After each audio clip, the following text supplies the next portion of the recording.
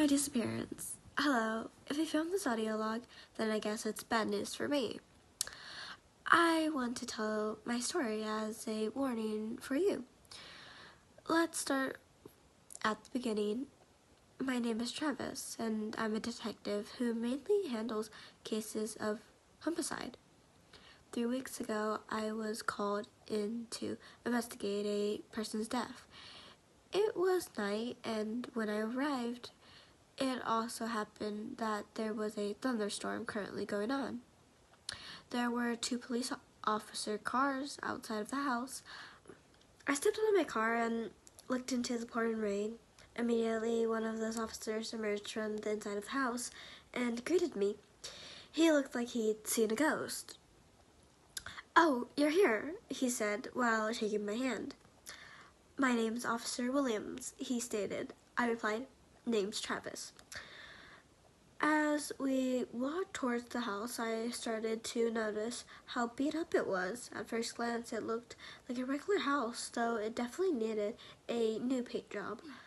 But looking closer at it, it was apparent something had happened to it. There were scratch marks on the walls, and the door had been broken in, and there were weird like print tints of mud, but they were bigger than that of any deer I'd seen.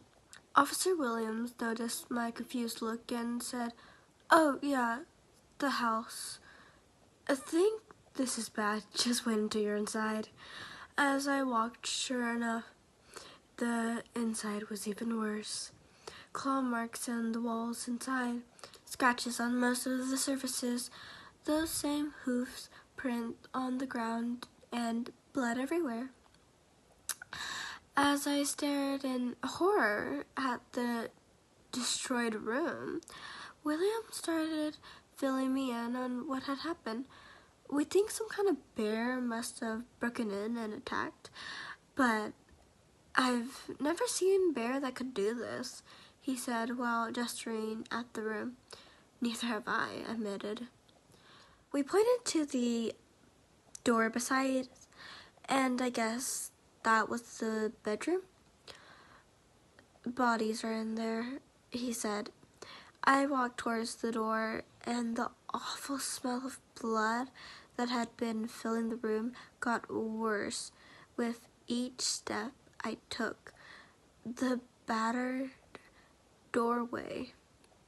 This door had been broken down too. I looked back at Williams, standing there with a nervous look on his face.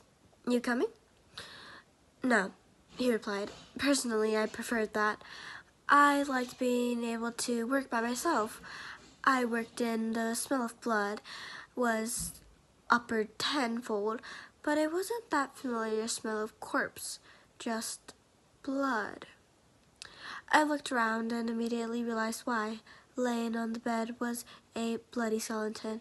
There was no flesh, just blood and bone. I was confused. Judging by how fresh the blood was, this couldn't have happened more than a day or 2 ago.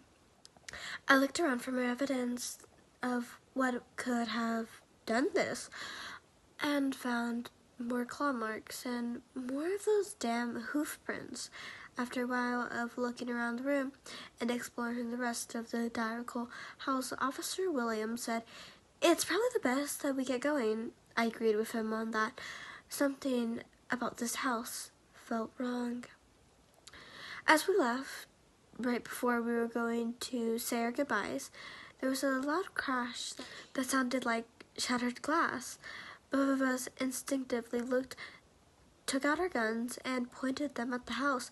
We slowly made our way in, and we heard the sound of crunching bone. It was coming from the bedroom. I looked inside and I saw what still haunts me to this day. There was a tall black figure with long claw, sharp fangs, and a deer skull for a head. And worst of all, it had glowing white eyes. The horrid thing was eating the skeleton that had been laying on the bed. It turned to me. Bang, bang. "Don't worry, that door will still hold." Anyways, it stared at me. Its glowing eyes, white, seemed to pierce my soul. And then there was a flashing lightning, and I saw the true horror that was standing in front of me. It was thin, it looked massacred, it had gray skin, a huge mane of hair which down its neck and upper back, and deer-like hooves for feet.